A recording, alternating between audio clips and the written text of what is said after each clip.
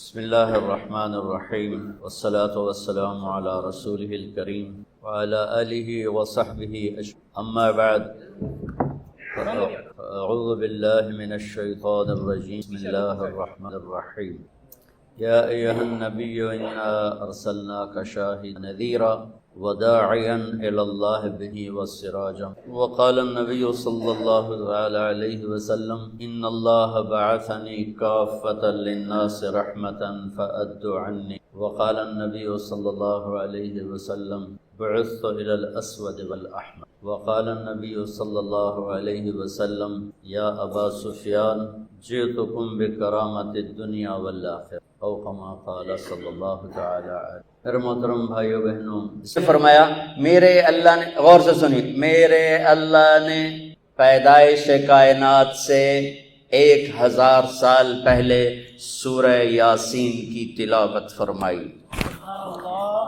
میرے نبی کا ایک نام کیا ہے؟ میرے اللہ نے یاسین کی تلاوت کر کے کہا یاسین والقرآن الحکیم، یاسین مجھے قسم ہے قرآن حکیم کی، انک لمن المرسلین، آپ میرے رسول ہیں. کوئی سامنے ہے، کوئی سامنے ہے، کوئی سامنے وجود ہے جسے کہا جا رہا ہے آپ. دیکھیں نا، آپ تو سامعین کے لیے ہوتا ہے، ناظرین کے لیے ہوتا ہے، جو سامنے بیٹھے ہوں، اور جو موجود ہی نہ ہو اس کے لیے وہ کا لفظ ہوتا ہے کہ اگر وہاں کچھ نہ ہوتا تو آیت ہوتی انہو لمن المرسلین، وہ آئیں گے میرے رسول. وہ آ گئے، وہ آ چکے ہیں، اور کہا جا رہا ہے انک لمن المرسلین، آپ میرے رسول ہیں، آپ علی صراط مستقیم، آپ صراط مستقیم پر ہیں. بی بی سعدیہ، حلیمہ سعدیہ رضی اللہ تعالیٰ عنہ نے جب محبوب مصطفیٰ کو گود میں لیا اور بیٹھی اپنی گدھی پر، وہ مریل ٹٹو گدھی، جب آپ کو گود میں لے کر گدھی پر بیٹھی تو گدھی نے ایک چھلانگ لگائی اور قبلہ رخ ہو کے سجدہ کیا، پھر سر اٹھایا، پھر سجدہ کیا، پھر سر اٹھایا، آسمان کو دیکھا، پھر سجدہ کیا. اس مریل گدھی کو بھی پتا ہے کہ میرے اوپر کون آیا ہے. وہ اللہ کا شکر ادا کرنے کے لیے 3 دفعہ اس نے سجدہ کیا.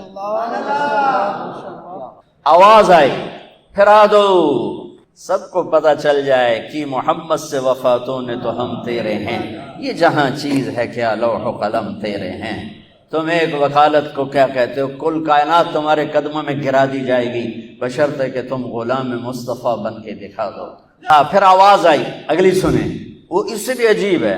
اور اس کو آدم کے اخلاق دو، ابھی بچے کی عمر آدھا گھنٹہ ہے، شیش کی معرفت دو، نوح کی شجاعت دو، ابراہیم کی دوستی دو، اسماعیل کی قربانی دو، اسحاق کی رضا دو، یعقوب کی بشارت دو، یوسف کا حسن و جمال دو، موسیٰ کا جاہ و جلال دو، یوشع کا جہاد دو، دانیال کی محبت دو، الیاس کا وقار دو، صالح کی فصاحت دو، لوط کی حکمت دو، ایوب کا دل دو، داؤد کی شیریں زبان دو، یونس کی اطاعت دو، یحییٰ کی پاک دامنی دو، عیسیٰ کا زہد دو، وَأَغْمَسُوهُ فِي أَخْلَاقِ النَّبِيِّينَ، اور تمام انبیاء کو جو دیا ہے اس بچے کے سینے میں اتار دو.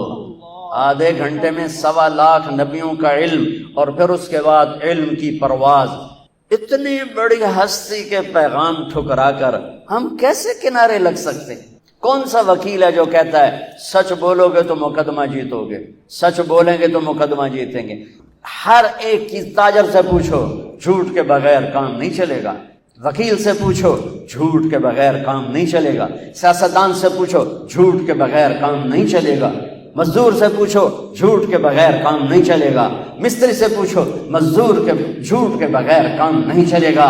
اور میرا نبی کہتا ہے الصدق ینجی والکذب یہلک، سچ نجات دیتا ہے اور جھوٹ ہلاک کر دیتا ہے. میرے نبی کی سیرت کا نچوڑ بتا رہا ہوں.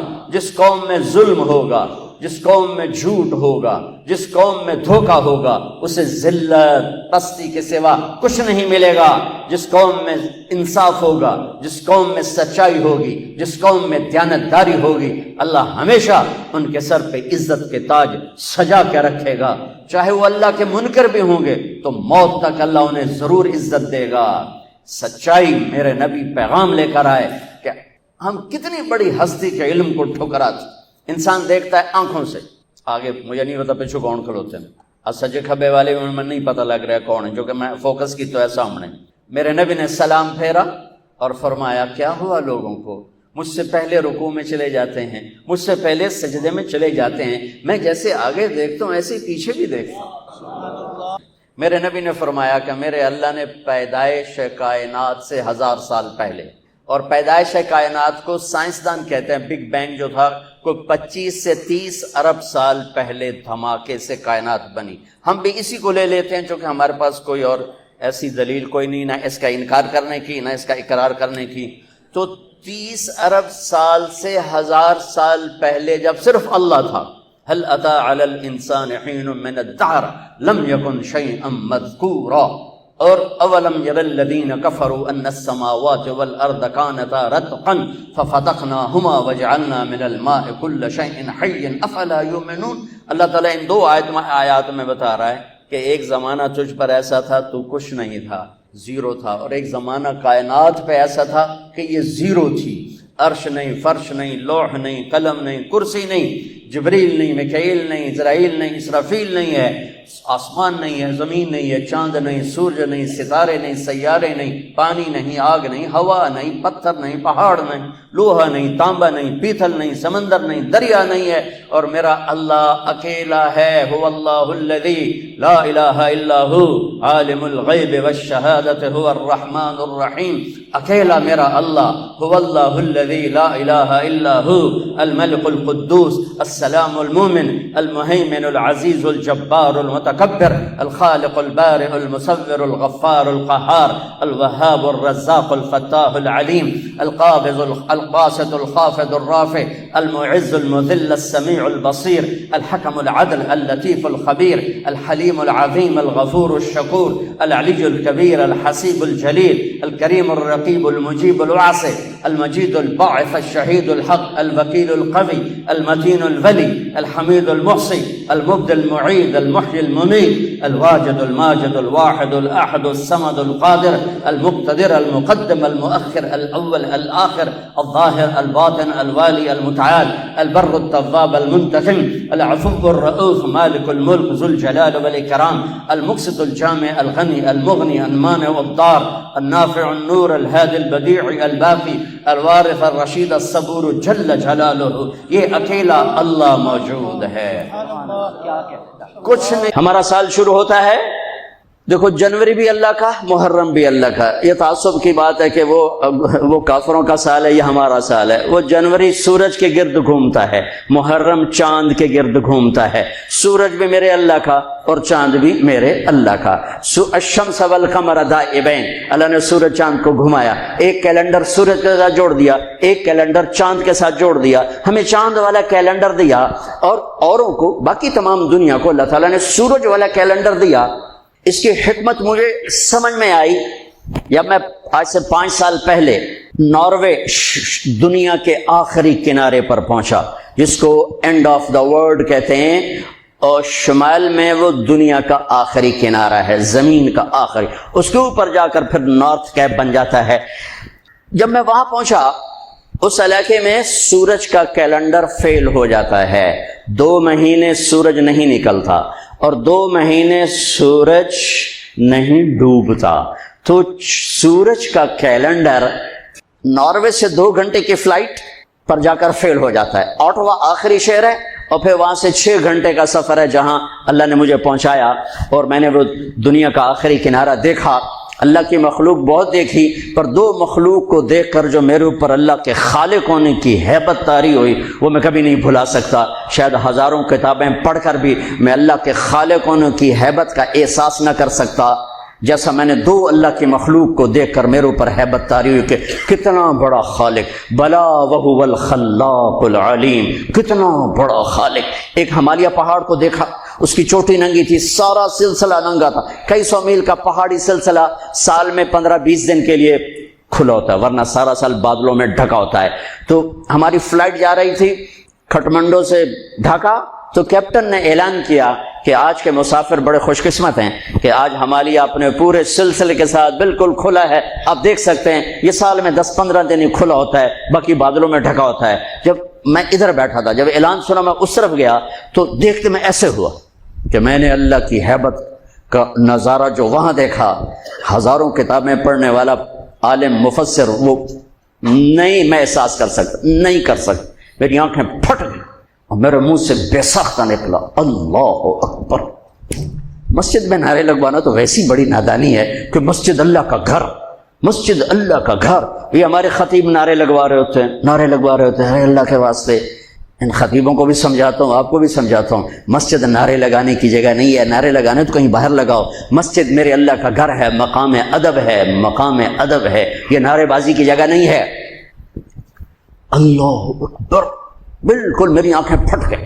اور دوسری دفعہ جب میں وہاں پہنچا شمالی آخری زمین کے کنارے پر، اور ایک دم میری نظر پڑی تو پھر میرے اوپر کپ کپی طاری ہوئی اور میرے منہ سے نکلا اللہ اکبر، یا اللہ تو کتنا بڑا ہے، تو کتنا بڑا ہے۔ وہاں جا کر مجھے پتا چلا کہ اللہ نے ہمیں چاند کا کیلنڈر کیوں دیا کہ وہاں سے لے کر اوپر تک سارے علاقے میں سورج کا کیلنڈر کہیں 2 مہینے کے لیے فیل ہو جاتا ہے، کہیں 4 مہینے کے لیے فیل ہو جاتا ہے، نہ نکلتا ہے جی، اور اگلے 4 مہینے میں ڈوبتا نہیں۔ تو اب رات ہے یا دن ہے کچھ پتہ نہیں، لیکن چاند وہاں پورے نظام کے ساتھ نکلتا بھی ہے، گھٹتا بھی ہے، بڑھتا بھی ہے، ڈوبتا بھی ہے۔ جب میں وہاں پہنچا مجھے نماز پڑھنی تھی، دن ہے کہ رات ہے، ویسے تو گھڑی موجود تھی پتہ ہے، لیکن جب آسمان کو دیکھا تو کچھ پتہ نہیں، چاند کو چمکتے دیکھا تو مجھے پتہ چلا کہ رات ہے، رات ہے۔ تو وہاں مجھے یہ بات سمجھ میں آئی کہ میرے نبی تو سارے عالم کے نبی ہیں، صرف بر صغیر کے نہیں، عرب کے نہیں، عجم کے نہیں، دنیا کے آخری کنارے میں اگر کوئی رہتا ہے تو میرے نبی کی نبوت کے سائے میں ہے، مانے یا نہ مانے۔ اگر اسے میرے نبی کی شریعت پہ چلنا ہے، نماز پڑھنی ہے، روزہ رکھنا ہے، تو چاند موجود ہے، چاند کو دیکھو، حساب لگاؤ، چاند موجود ہے تو رات ہے، چاند موجود نہیں تو دن ہے، چاہے اندھیرا ہو چاہے اجالا ہو، چاند کو دیکھتے جاؤ، ٹائم بناتے جاؤ، حساب سے چلتے جاؤ۔ وہاں جا کے مجھے پتا چلا کہ میرے رب نے اپنے حبیب کو چاند کا کیلنڈر کیوں دیا۔ اس کی سب سے بڑی جو بندگی ہے وہ تو روزہ ہے، اور روزے کے بعد سب سے بڑی بندگی قرآن کی تلاوت۔ میرے نبی جبریل آتے تھے، ان کے ساتھ پورا مہینہ قرآن کا دور فرماتے تھے، اور آپ نے 9 رمضان دیکھے، 2 ہجری میں فرض ہوا اور 11 ہجری آپ کا انتقال ہو گیا۔ 11 ہجری کا رمضان آپ نے نہیں دیکھا، تو محرم میں 11 ہجری شروع ہوئی اور ربیع الاول میں آپ کا انتقال ہو گیا۔ تو جس سال آپ کا انتقال ہوا اس سال آپ نے جبریل کے ساتھ 2 دفعہ قرآن کا تکرار کیا، پہلے جبریل پڑھتے تھے پھر آپ پڑھتے تھے، پھر جبریل پڑھتے تھے پھر آپ پڑھتے تھے۔ تو جس سال آپ دنیا سے گئے اس سال 2 دفعہ قرآن کو ختم کیا گیا۔ اور میرے نبی کا فرمان ہے اذا التبست علیکم الامور کقطع اللیل المظلم فعلیکم بالقرآن، جب اندھیری رات کی طرح فتنے چھا جائیں تو قرآن کو مضبوطی سے پکڑ لو، فإنہ ماحل مصدق وشافع مشفع، یہ جس کے بارے میں جھگڑا کرے گا اللہ وہ اس کا جھگڑا بھی مانے گا، جس کی سفارش کرے گا اللہ اس کی سفارش بھی قبول کرے گا۔ من جعلہ امامہ قادہ الی الجنہ، جو قرآن کو آگے رکھ کر زندگی گزارے گا یعنی اس کے تابع ہو کر، تو یہ قرآن اسے جنت میں لے جائے گا۔ من جعلہ خلفہ ساقہ الی النار، جو اسے پیچھے رکھے گا اسے قرآن دھکا دے کے جہنم میں ڈال دے گا۔ تو جتنے یہ بیٹھے ہوئے ہیں یوٹیوب پر اور دین کو بیان کر رہے ہیں، وہ دین نہیں بیان کر رہے، وہ تو لڑائیاں کر رہے ہیں۔ کوئی رفع یدین پہ جھگڑے کر رہا ہے، کوئی 8-20 پہ جھگڑے کر رہا ہے، کوئی کسی چیز پہ جھگڑے کر رہا ہے، کوئی صحابہ کی جنگوں پہ جھگڑے کر رہا ہے۔ وہ میرے بھائیوں، اللہ تعالیٰ نے جن چیزوں کے بارے میں ہم سے سوال کرنا ہے وہ لوگوں کو بتاؤ کن چیزوں میں پھنسا دیا ہے جن کا آخرت میں آپ سے سوال نہیں۔ تلک امۃ قد خلت لہا ما کسبت ولکم ما کسبتم ولا تسألون عما كانوا يعملون، وہ لوگ چلے گئے جو کیا وہ ان کا اجر، جو غلط کیا وہ ان کا گناہ۔ تم سے تھوڑے پوچھا جائے گا، قبر میں کیا پوچھا جائے گا؟ من رب، تیرا رب کون ہے؟ لوگوں کو بتاؤ کہ رب کون ہے۔